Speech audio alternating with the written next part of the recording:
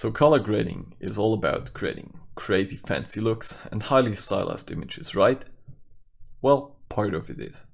But what is the rest of it about, and how do you achieve a workflow that gives you consistent results throughout your projects? Let's find out today.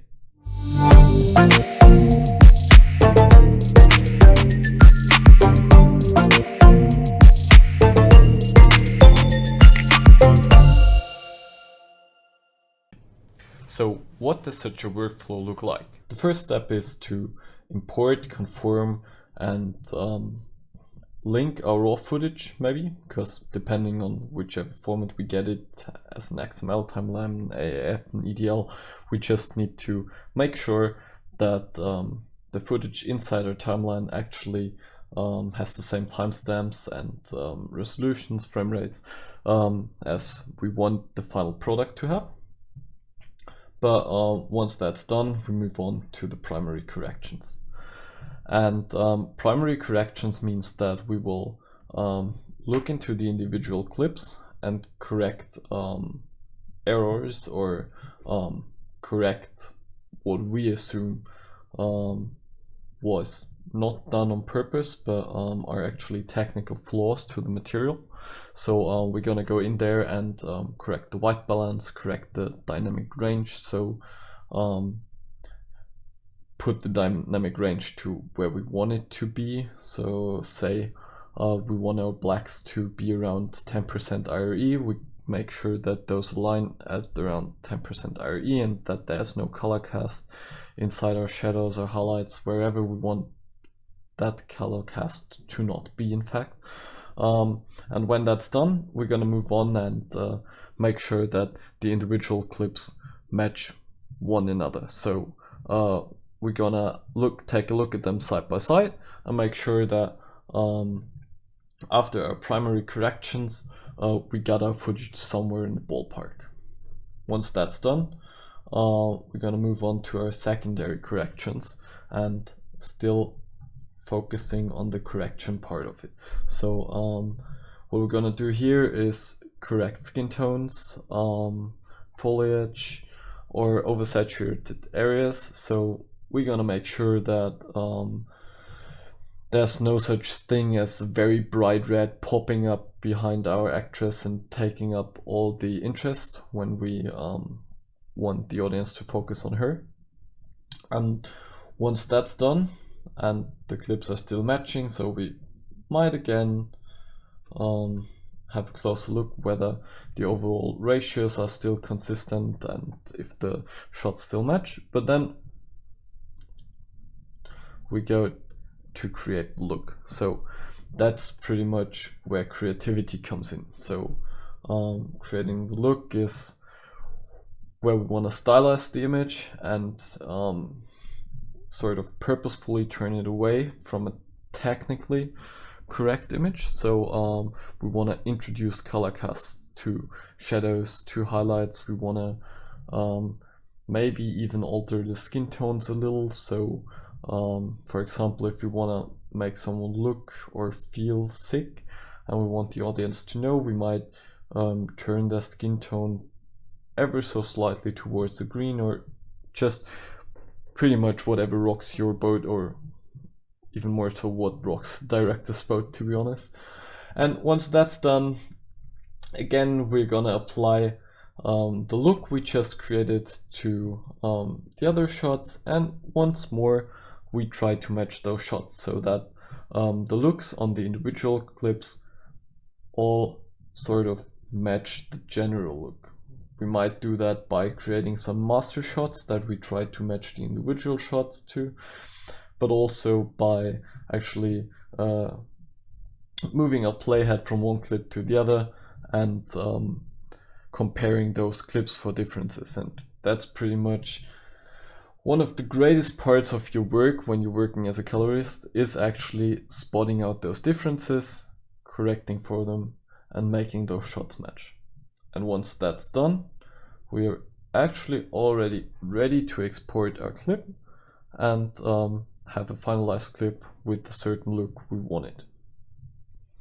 So now let's say we're not following that procedure and we're just take our raw footage and skip all those corrections and create the final look.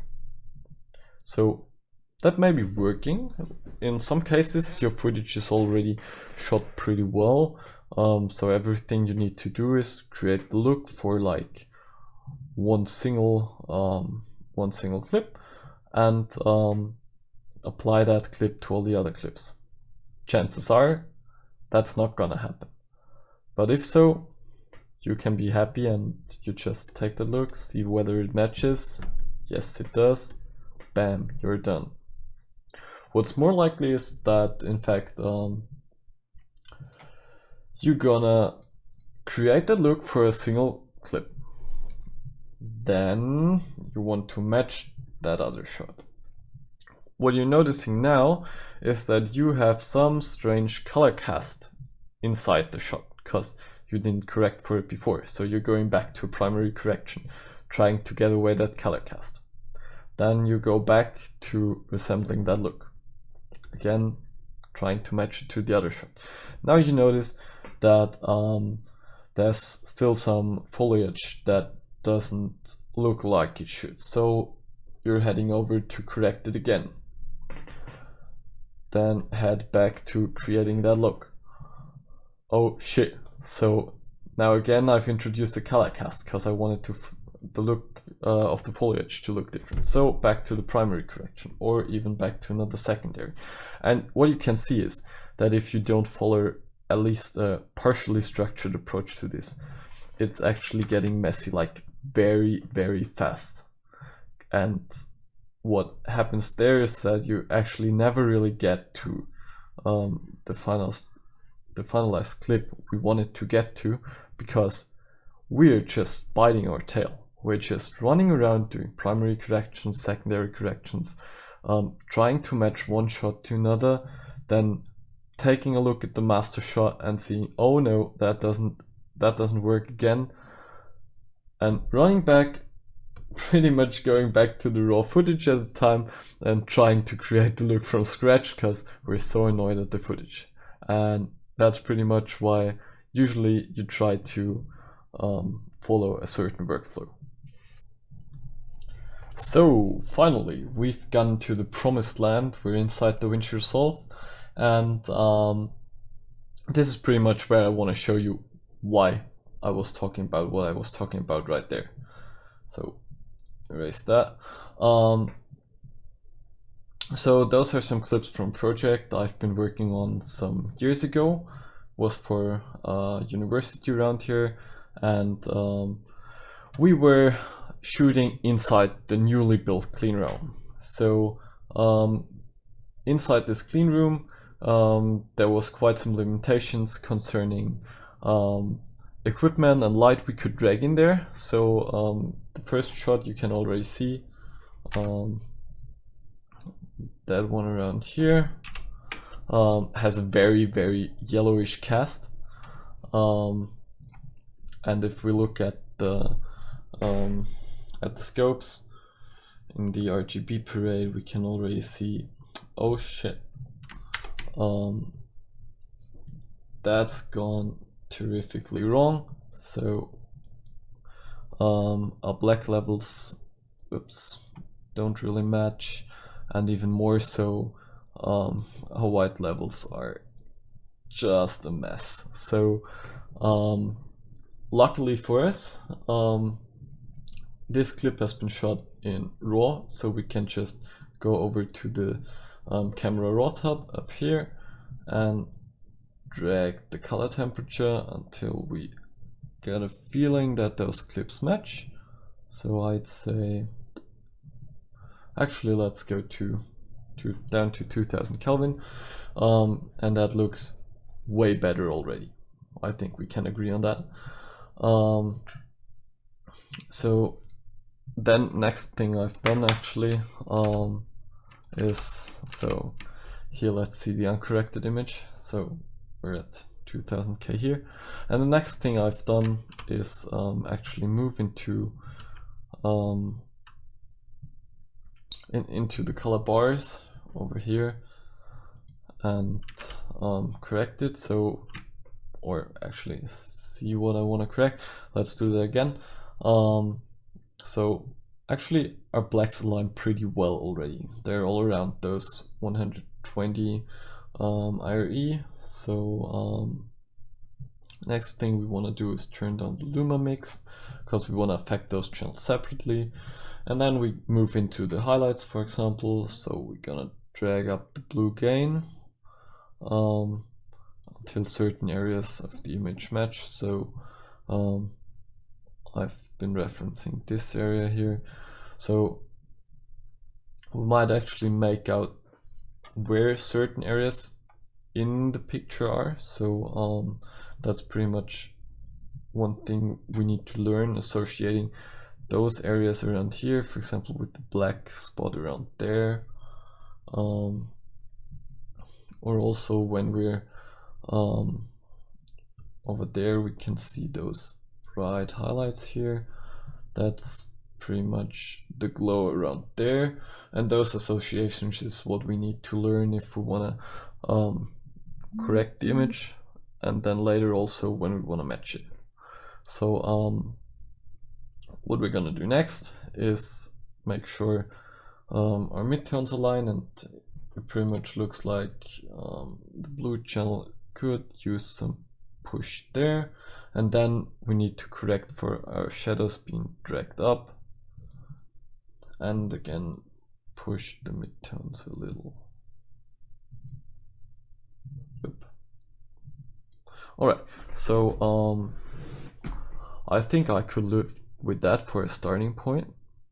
So maybe you want to go into the gain and push up the red highlights a little, because you want to bring up this white area over there so it matches the other ones here. But then again, you have to go into the blue, push the blue as well, and also push the green again. So all right, that looks pretty nice already. So that's a quite nice starting point we want to start from.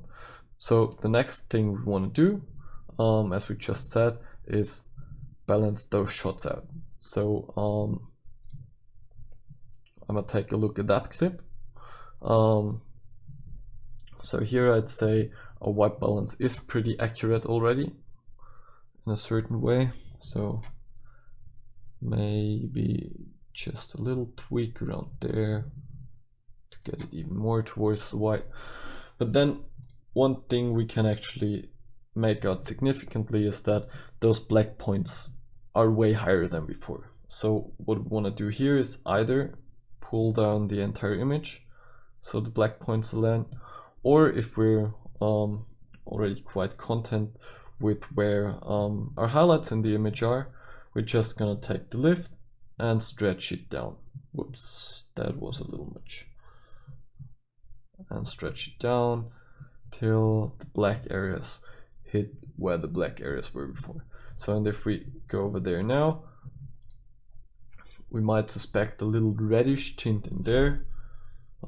I'd say it's over here, so I bring back the red there, go over there, and I'd say those already match pretty well. So the white areas here are lower than on the other one. So what we're gonna do about that, we're gonna pull up the gain for all channels. And now when we'll take a look over there, that already matches quite well. So there's a little more blue inside the highlights at the other clip. So we're gonna bring that in there too.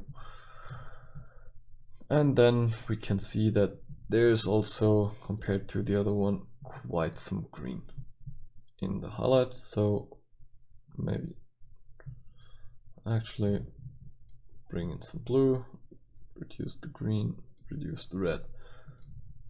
And here we go. Like, we're pretty much in the ballpark, and that's where we want it to be. So we could drag down the blue a little here, and you can do that over and over again, and you just do that for every single clip. So next thing we got is secondary correction. So I'll reset this node, And one thing that's quite distracting for me in this image is actually the very, very cyanish background here. So I'm just gonna do an HSL qualification, pick that out, make sure we're actually grabbing all of it. So in there. So now we're affecting the outsets a little, but that's gonna be fine. Just increase the minimum saturation we want. And then we make sure all of that is actually nice and soft. So soft masks is what you want to have all the time, because, well, for obvious reasons, because otherwise people would spot out your corrections. So we want to clean the mask and make sure it feathers nicely. Maybe even add some blur, just a tiny amount, and look at it. And what I'm gonna do now is again here bring down the lightness a little bit, so make it darker, because luminance is pretty much one way to affect the audience interest. So if it's very light, the audience is gonna look there. So we don't want that to battle with the rest of our image, and we can see it is in fact really, really, really light. So those are almost the lightest spots in the image. The only parts that are lighter are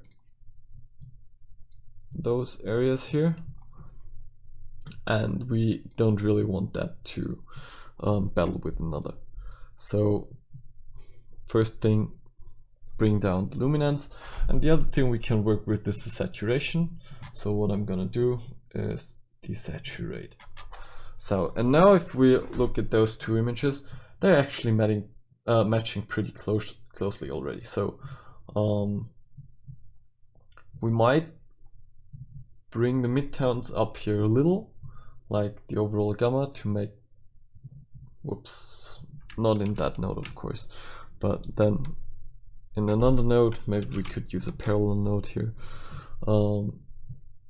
So bring the midtones up a little, so they reach this 75% RE value, and then we see that those really match very well.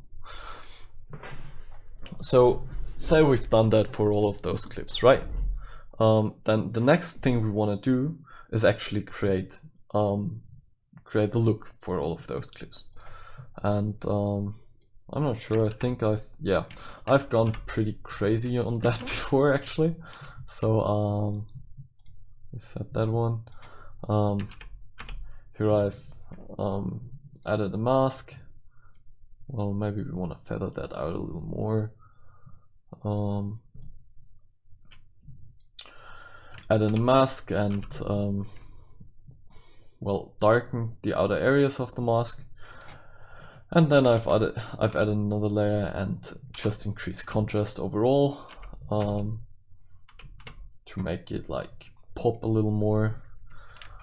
Yeah, and contrast usually also is associated with sharpness, so it looks a little sharper. And I think I've reduced the overall saturation in there. Yes, down there. So that's pretty much what I did here. Now what we want to do is just copy those grades, copy and paste, head over there and paste those grades. 1 and 2. So, and if we click from one to the other now, we see that we are pretty close already.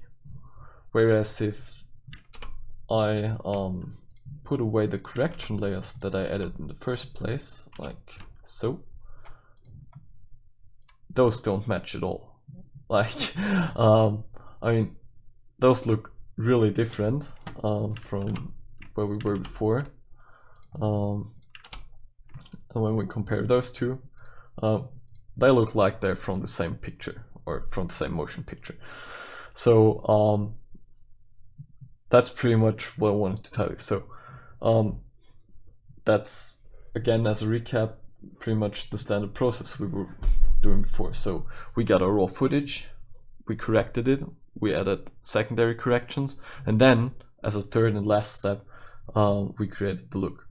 And that's pretty much what you want to do for all of the projects, unless they're really all shot in the same in the same location, on the same cameras, pretty much also with the same shot sizes. So you might also have to do some matching and correcting when you're cropping in from a wide shot to a close-up or so. And yeah, that's pretty much it. So I hope you enjoyed, and if you liked what you heard, and so you might consider leaving us a like, and well, catch you next time.